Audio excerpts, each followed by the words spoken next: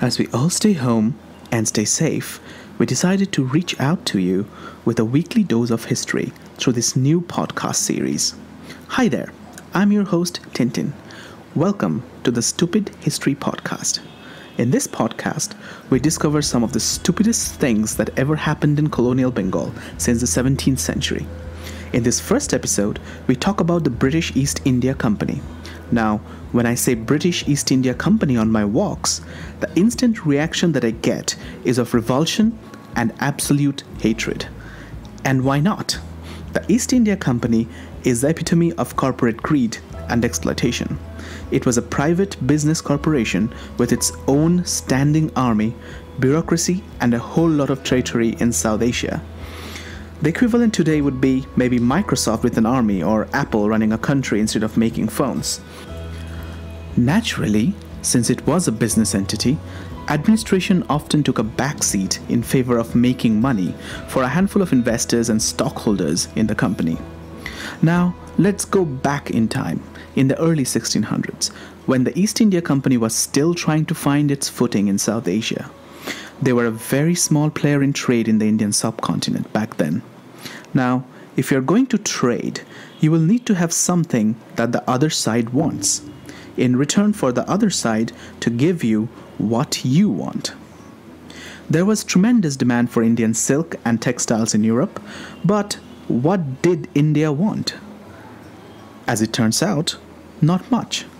India was an extremely rich country back then, responsible for a quarter of the world's GDP, and it didn't need much from the rest of the world, except for gold and silver, because not enough of it was being mined in this country.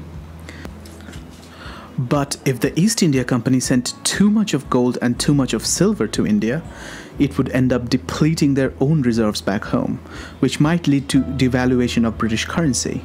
So what do? They try selling something that is made in England in huge volumes. Broadcloth. Now, what is broadcloth? Contrary to what the name sounds like, broadcloth isn't really broad. What it is thick. It's this very thick woolen material that's useful in very cold temperatures. Now, if you know a little bit about India, you're probably giggling already. I mean, good luck selling that stuff in India, where winter temperatures in most part of this country do not even hit 10 degrees Celsius. So, who would want broadcloth in India? The answer? No one. Plain and simple. So they sent down this ship called the Swan to a place called Balasore on the east coast of India in 1633. Balasore is now called Baleshwar, and it's in the state of Odisha. The Swan carried a large quantity of the best quality British broadcloth and some lead. The East India Company hoped that these could be sold in Bengal in exchange of its fabled silk, which will fetch a huge profit once sold in England. But all of this was based on a rumor that Bengal, a very hot and humid place, somehow had a high demand for the thick woolen cloth. When the Swan arrived with its prized cargo in 1633, there was excitement among the East India Company's employees at Balasore. They started proudly displaying British broadcloth in the local market. Initially, they also sold some to large business houses, and the company was beaming with confidence and dreaming of great returns. And then, reality happened. The orders dried out. The business houses who had bought some broadcloth did not follow up with large orders. They were only buying these for their novelty value as a collectible. The Swan sat anchored at the harbor for the next 8 months without selling a single piece of broadcloth.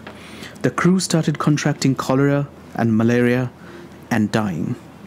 Many turned to the bottle, frequented local punch houses to drink cheap local alcohol, and died from drinking heavily. Finally, relief came after 8 months, in summer of 1634, in the form of an order from the Court of Directors in England. They admitted that they had committed a huge blunder by relying on rumors about potential market for broadcloth in hot and humid Bengal. They redirected the Swan and what remained of its disheveled crew to China and Japan, where broadcloth would be much more likely to sell. This is why modern companies have market research teams, so you don't go into business based on rumors. That was East India Company's first attempt to settle in Bengal. It failed horribly. But less than 60 years later, we see an East India Company employee named Job Charnock establishing a small English settlement in Chutanuti on the Hooghly River in South Bengal.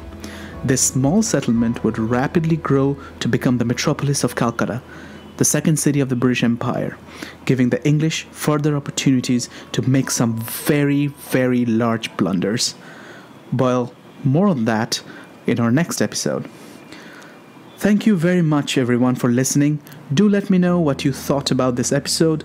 Please subscribe to the Facebook page and YouTube channel of Heritage Walk Calcutta to listen to more such podcasts. To support our research at this trying time of a global pandemic, please make a donation on patreon.com/Heritage Walk Cal.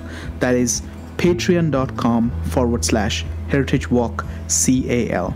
Thank you, stay home, stay safe, and keep smiling.